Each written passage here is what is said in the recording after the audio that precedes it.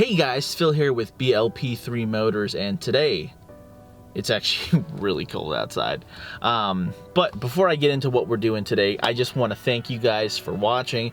Thank you guys for subscribing. We are almost at 50 subscribers for the channel, and I am just super thankful, and it's just really cool to start a project like this and to see some encouragement, see some feedback. So I just want to say thank you. But let's get into what we're gonna do today.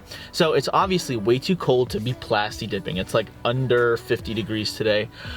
So today, what we're gonna do is we're going to put on some bolt-ons for the exhaust. I got some exhaust tips. Let's see if I have it right here. We got one of these guys. Check it out.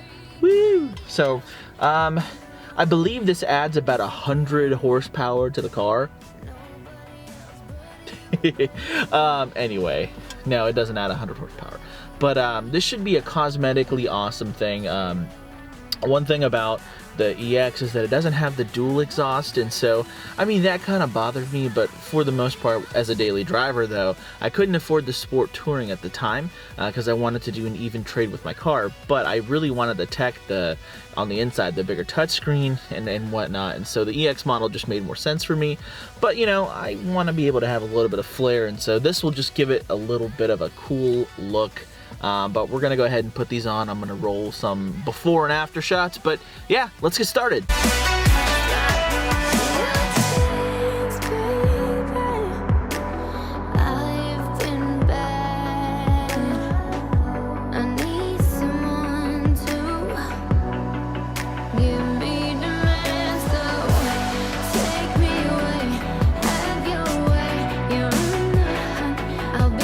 Oh hey guys, real quick, shout out to my buddy Fitz PSG on YouTube.